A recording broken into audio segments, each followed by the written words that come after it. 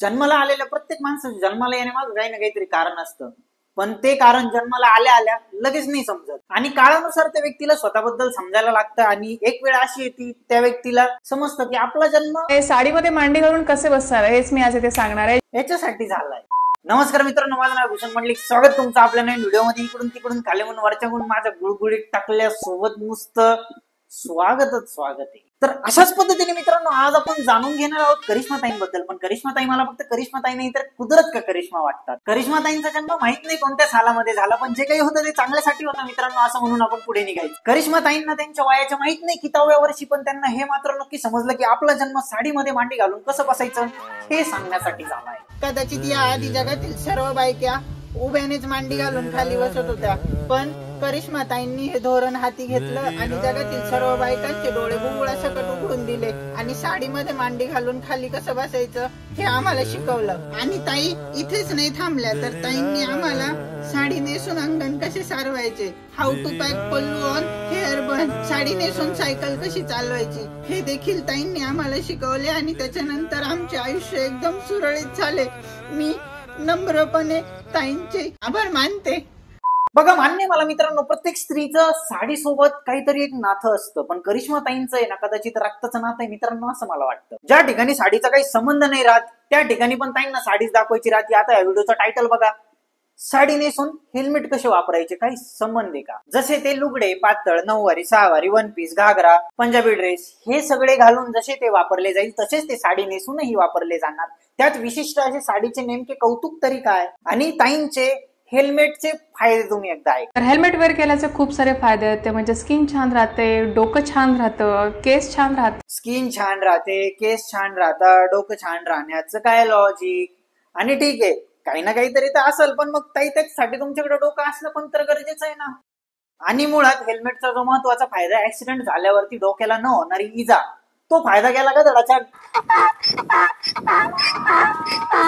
आता इथं ना धड त्या साडीचा हेल्मेटशी काही संबंध होता ना त्या हेल्मेटचा साडीशी काही संबंध होता. आणि मला तरी वाटतं उद्या जर का ताईंना काही विषय नाही भेटला ना व्हिडिओ बनवायला, तर ताई ह्या विषयांवरती व्हिडिओ बनवते. साडी घालून भाजी कशी विकत घ्यायची, साडी घालून नवऱ्याचे पैसे कसे चोरायचे, साडी घालून टीव्ही कसा बघायचा, साडी घालून हागायचे कसे. मी कधी साडी नाही नेसली, तरी पण मी कॉन्फिडन्सली सांगू शकतो या सगळ्यात दोनच गोष्टी येतात ज्या महत्वाच्या आहेत.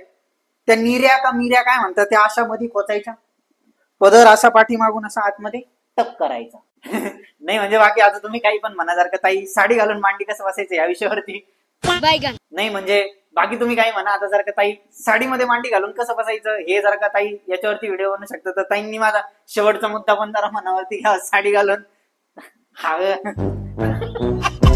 हाय, आज आपण साडीमध्ये सायकल कशी चालवायची ते पाहूयात. ताई कसं आहे, प्रत्येक गोष्टींना ना लिमिट असतं आणि काही गोष्टी ना ज्या त्या कपड्यांमध्ये ज्या त्या गोष्टी केलेल्या बऱ्या असतात. आता तुमच्यासारखी 2 सेकंद सायकल तर मी पण साडी घालून चालवून घेईल. वन साइड आलिया भट्ट चालवल, श्रद्धा कपूर चालवल, दीपिका पादुकोण चालवल, काही खास नाहीये त्याच्यात. 2 सेकंद सायकल कोणी चालवून घेईल ताई.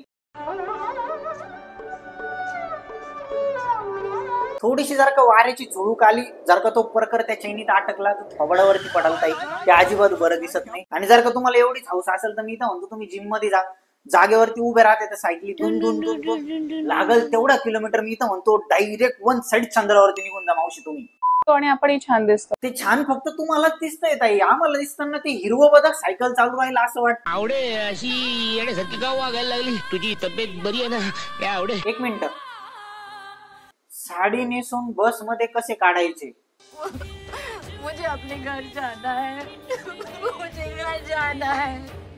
अरे या बाईचे 1,37,000 सबस्क्रायबर्स युट्यूबला, 8-9 मिलियन व्ह्यूज राहता या बाईच्या व्हिडिओला. कैसे बताऊं तुझे के दिल मेरा क्या कह रहा. हाय, फ्लोईंग पल्लू मध्ये बस मध्ये कसं चढायचं हेच मी आज सांगणार आहे. व्हिडिओचा मुद्दा होता फ्लोईंग पल्लू घेऊन बस मध्ये कसं चढायचं, पण ताईंनी त्या फ्लोईंग पल्लूचा फ्लोच दाबून टाकला. नेमका तो फ्लोईंग पल्लूचा फ्लो त्यांनी त्यांच्या बेंबीवरती बेंबीचा वास घ्यायला दाबला का. मेरी शक्तियों का गलत इस्तेमाल किया गया माँ, ये दुनिया बहुत खराब है माँ.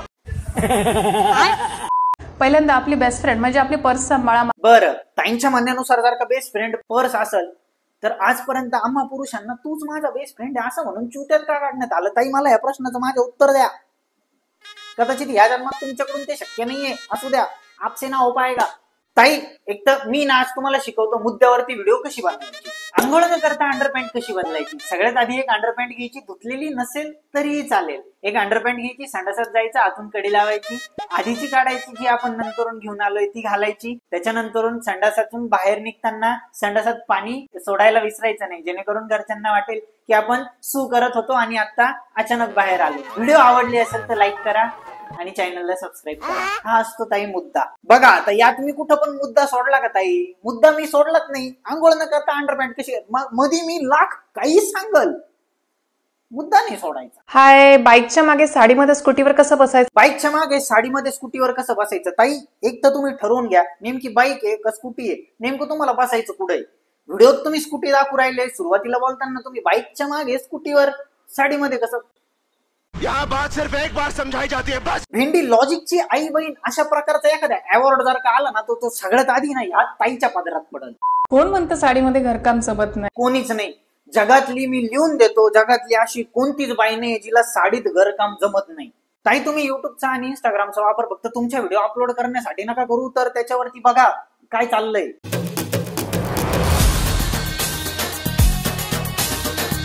ताई, पोरी एकमेकींच्या खांद्यावर उभं राहून उलट्या उड्या मारू राहिल्या, ते बी साड्या घालून. पहिले स्टूलवर चढायचं, नंतर आपल्याला किचनवर चढायचं. आणि तुम्ही अजून बी किचन वाट्यावर चढून डब्बेच काढू राहिले. करिश्मा ताई, साप धरू राहिले हो पोरी. खेळता खेळता साडी घालेले साप बिप धरू राहिले. फुस कसं काय यार करिश्मा ताई? ताईंची सगळ्यात मोठी अचिव्हमेंट ही आहे का ताईंना रेडिओ सिटीचा गोल्डन टिक व्हायरल अवॉर्ड भेटला. ताई 100% व्हिडिओ महिलांसाठी बनवता, पण 90% व्हिडिओच्या खाली कमेंट या पुरुषांच्या असतात. त्याच्यामुळे मला वाटतं या अवॉर्डचं श्रेय जातं त्या 90% पुरुषांना. आणि रेडिओ सिटी वाल्यांना माझी हात जोडून नम्र विनंती, लागले तर थोडेफार पैसे घ्या, पण मला पण एखादा अवॉर्ड द्या रे, हे मला लई गरज आहे.